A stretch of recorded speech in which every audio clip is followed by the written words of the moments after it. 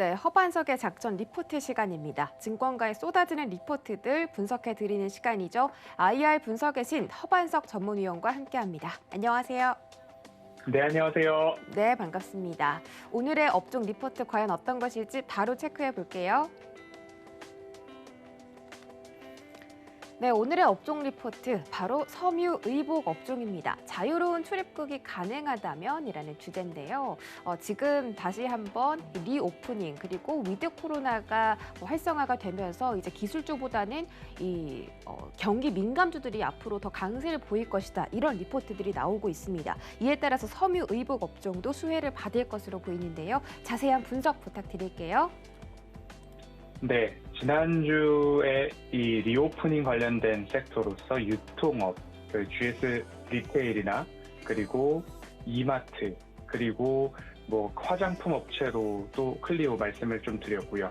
그리고 지금 오늘 같은 경우에는 관련된 리오프닝 업종 중에서 섬유의복에 대해서도 조금 말씀을 드리고자 합니다. 결국 현재 시장이 조금 어려운 국면으로 다다르고 있고요. 기술적으로 본다 하더라도 미 증시의 조정이 기술적으로 조정 구간에 접어드는지 아니면 대내외 여러 악재들 을 이제 마무리 수준으로 하방을 지지해 줄 수 있을지 굉장히 어려운 국면에 있습니다. 하지만 이러한 시장 가운데에서도 투자자로서 집중해 볼 만한 섹터를 먼저 말씀을 드린다면 어느 것 할 것 없이 리오프닝에 대해서는 집중을 해 보셔야 된다라는 말씀을 좀 드리면서 오늘 섬유의복 업종 리포트를 좀 보고자 합니다. 9월 26일자 IBK 투자증권의 리포트인데요. 제가 늘 말씀드릴 때에 산업과 시장이 성장하는가, 리오프닝, 다시 열리는가를 중심으로 탑다운 방식으로 산업과 시장을 먼저 보고 그리고 종목까지 내려가는데 종목을 구분할 때에는 매출액과 영업이익이 당연히 증가하는 기업들 보셔야 되고요. 미래를 이끌 모멘텀, 현 구간의 가격적인 이슈나 그 기업이 새로운 사업이든가 아니면 현 구간에 있어서의 가시적 모멘텀은 무엇인가를 스스로 질문했을 때 떠오르는 기업들 위주로 보셔야 된다라는 말씀을 드리고 싶습니다. 백신 접종률 증가, 외부 활동 증가, 그리고 결국엔 자유로운 출입국까지 가능하다면 이야기를 드리고 있고요. 가계 구매력, 가계 흑자율 2000년 이후 최고치를 달성하고 있고 국내 소비 회복과 해외여행이 불가능한 현 시점이 21년도 이 소비 섹터를 조금 보실 만한 메리트가 있다라고 말씀을 드리고 있습니다.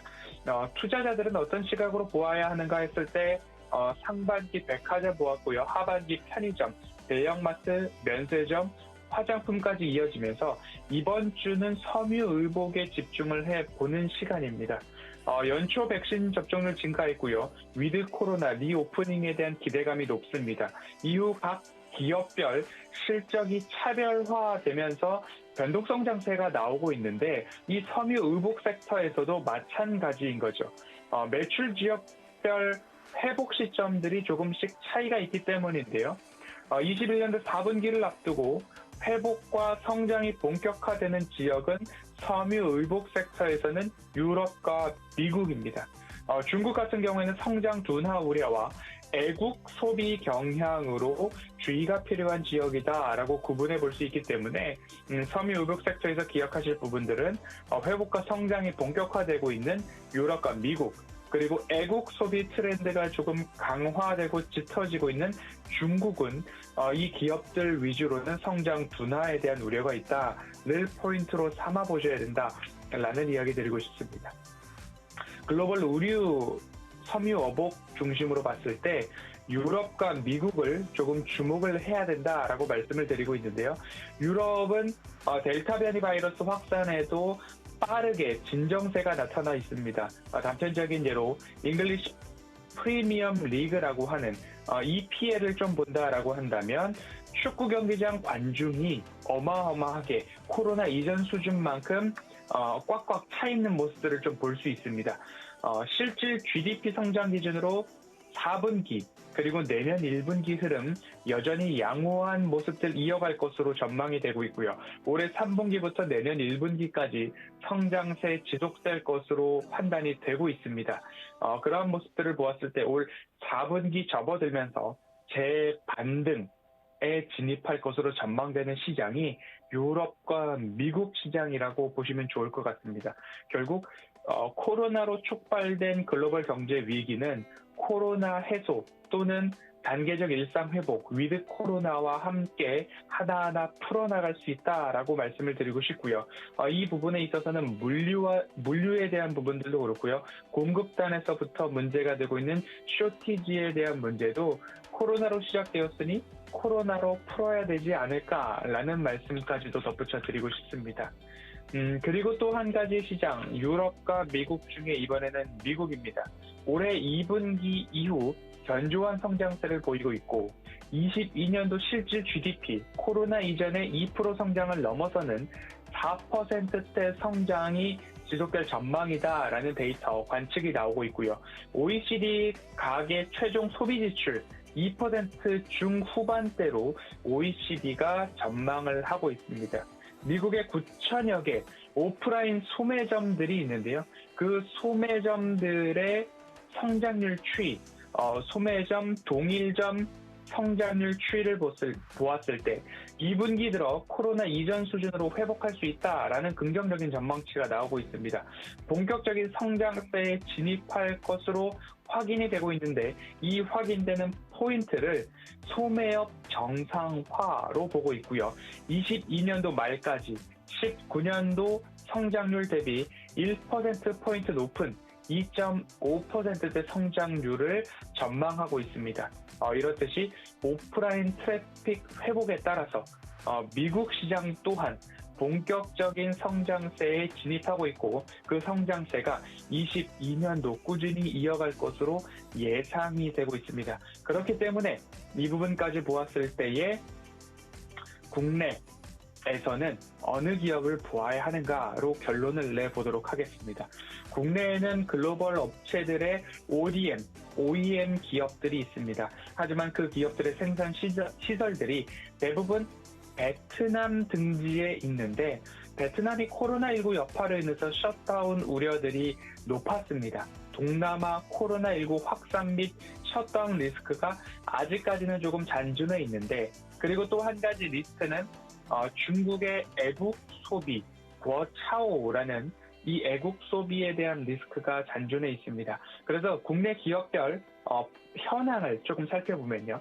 영원무역과 화승엔터프라이즈는 유럽 매출이 큰 아디다스를 고객사로 갖고 있습니다. 이게 좋은 긍정적인 요소도 되지만 부정적인 요소로도 나올 수 있습니다. 유럽과 미국의 리오프닝 관련된 부분으로 보았을 때는 아디다스를 고객사로 갖고 있으니까 좋다라고 볼 수 있는데 또 한 가지 반대로 생각해보면 이 미국산 나이키나 아디다스 매출이 중국에서는 오히려 리스크로 작용을 할 수 있기 때문입니다. 영원 무역을 좀 본다면 베트남 법인 생산 흐름이 굉장히 좋습니다. 베트남 남딘 지역에 생산 시설이 집중되어 있는데요. 팬데믹 확산이 심했던 호치민과는 떨어져 있는 지역이 남딘 지역으로서 팬데믹 여파로 베트남 여러 지역들의 공장이 셧다운되자 타 법인의 물량까지도 이 남딘 지역의 영원무역 공장 시설들이 조금 빠르게 이 물량을 갖고 오고 있는, 흡수하고 있는, 그렇기 때문에 팬데믹으로부터 조금 더 빠른 회복세를 보이고 있는 부분들이 영원무역의 생산 시설이다라고 또 볼 수 있을 것 같고요.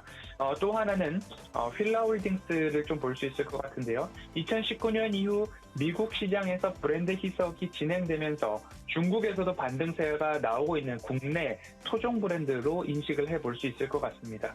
화승엔터는 전체 제품의 생산의 60%가 베트남 법인에서 생산이 되고 있기 때문에 화승엔터를 보유하고 계신 분들께서는 베트남 지역의 코로나19 그리고 셧다운, 가동 정상화에 대한 부분들을 필수적으로 체크가 필요하다라는 말씀을 드리면서 8월 가동률이 30% 수준이었다라고 합니다. 그래서 주가도 현 구간에 머물러 있다라고 보여지는데요. 9월 중순 베트남의 행정명령 완화로 가동률이 다시 올라오고 있으니까요. 그 부분도 하나의 긍정적인 체크 포인트로 살펴볼 수도 있을 것 같습니다. 또 한 가지는 FNF입니다. 중국 성장 둔화가 우려된다라는 이야기가 나오고 있음에도 불구하고 애국 소비 트렌드에도 견조한 성장성이 보이고 있는데 이 성장성이 어디까지 지속될 수 있을 것인가에 대한 부분들 FNF는 중국 애국 트렌드, 거차오에 대한 우려 이 부분을 좀 체크가 필요하다라는 말씀을 드리도록 하겠습니다. 거차오에 대해서 말씀을 좀 드리고 있는데요. 거차오란 4월 나이키와 아디다스 중국 온라인 판매가 3월부터 조짐이 이상하더니 결국 4월 기준으로 59% 나이키, 아디다스는 78% 온라인 판매가 급감했습니다. 그 이유는 중국산 면 관련해서 중국 신장 위구르족 강제 노역 문제가 미국의 비영리 단체인 더 나은 면화 계획으로부터 이 강제 노역 문제가 조금 대두되기 시작했습니다.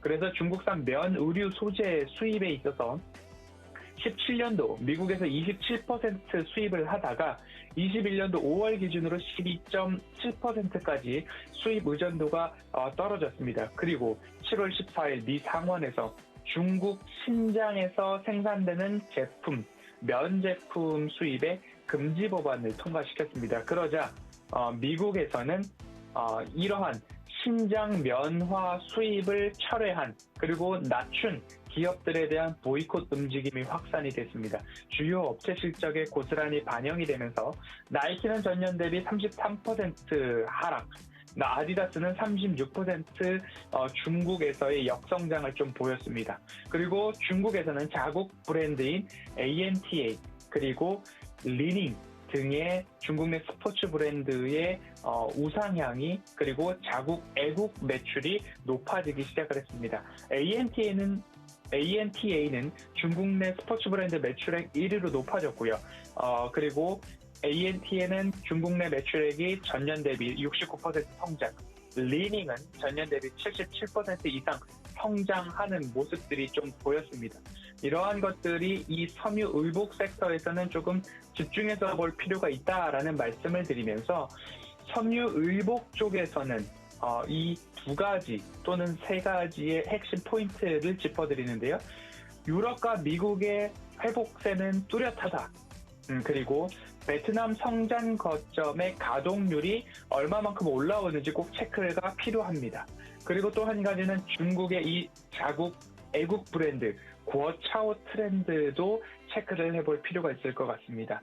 지난 2월까지는 아디다스와 나이키의 매출들이 굉장히 좋았습니다. 하지만 후방 5위권 언저리에 있었던 리닝과 ANTA의 매출이 브랜드 판매액에 3월부터는 1, 2위를 내주지 않고 있는 모습들이 보여지고 있고요. 하지만 저 후방에서부터 올라왔던 필라 같은 경우에는 이 거차오를 피해서 1위까지도 지난 6월 기록을 했었습니다. 아직까지 나이키와 아디다스는 중국에서 회복이 조금은 더딘 모습이다라는 부분을 보시고요.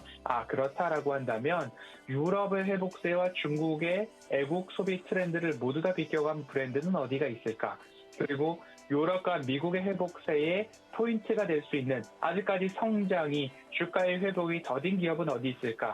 이 부분도 체크 포인트로 삼아 보신다면 섬유 의복 업종에서는 어느 기업 중심으로 보아야 되겠구나라는 부분까지도 조금 힌트가 될 수 있을 것 같습니다. 그렇기 때문에 이번 주 리오프닝 중에서도 섬유 의복 섹터 업종 중심으로 살펴보고요.